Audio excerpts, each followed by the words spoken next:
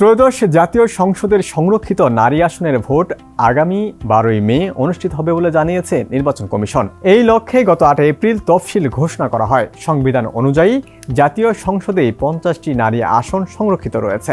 RP অনুযায়ী যে দল সাধারণ আসনে যতটি আসন পায় সেই অনুপাতে সংরক্ষিত নারী আসন বণ্টন করা হয়।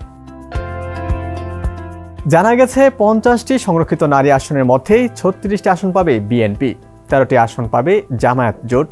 এছাড়াও স্বতন্ত্র প্রার্থীরা নির্বাচনে 7টি আসন পেয়েছেন।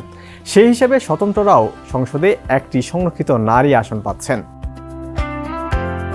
সংরক্ষিত আসনের এই নির্বাচন পদ্ধতি মূলত পরোক্ষ ভোটাভুটি।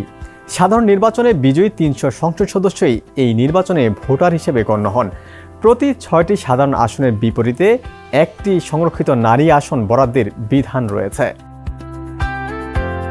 আইনি প্রক্রিয়া অনুসরণে সংসদ সচিবালয় শপথ গ্রহণকারী সংসদ সদস্যদের তালিকা 3 কার্য দিবসের মধ্যেই নির্বাচন কমিশনে পাঠিয়ে থাকে।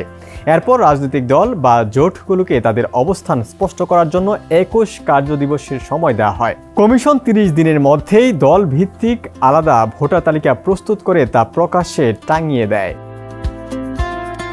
পরবর্তীতে দলগুলো তাদের প্রাপ্ত আসনের অনুপাত অনুযায়ী প্রার্থী মনোনয়ন দিতে থাকে। অর্থাৎ একটি রাজনৈতিক দলের 6 জন যদি নির্বাচিত সংসদ সদস্য হন, তাহলে ওই দল থেকে একজন প্রার্থী সংরক্ষিত নারী আসনের সদস্য হবেন। সংরক্ষিত আসনের নির্বাচনে সেই বিশেষ রাজনৈতিক দল থেকে একাধিক নারী প্রার্থী প্রতিদ্বন্দ্বিতা করতে পারবেন এবং সেই দলে নির্বাচিত প্রতি 6 জন সংসদ সদস্যের ভোটে একজন বিজয়ী হয়ে সংরক্ষিত আসনের সদস্য হতে পারবেন।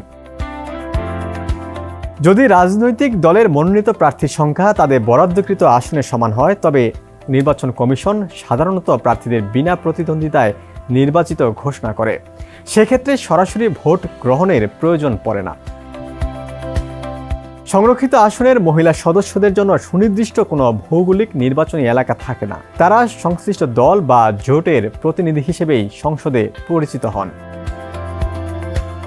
সংরক্ষিত আসনের সংসদ সদস্যরা নির্বাচিত সংসদ সদস্যদের মতোই সমান মর্যাদা ও সুযোগ সুবিধা ভোগ করেন। তাদের বেতন ভাতা, শুল্কমুক্ত গাড়ি, আমদানির সুবিধা এবং প্লট বরাদ্দের অধিকার সাধারণ সংসদ সদস্যদের মতোই। তবে কাজের ক্ষেত্রে কিছুটা ভিন্নতা থাকে। একজন সংরক্ষিত নারী এমপি সাধারণত কোনো নির্দিষ্ট নির্বাচনী এলাকায় প্রতিনিধিত্ব করেন না, বরং তাকে জেলাভিত্তিক দায়িত্ব দেওয়া হয়। তিনি সর্বোচ্চ 2টি জেলার উন্নয়ন কাজ তদারকি করতে পারেন।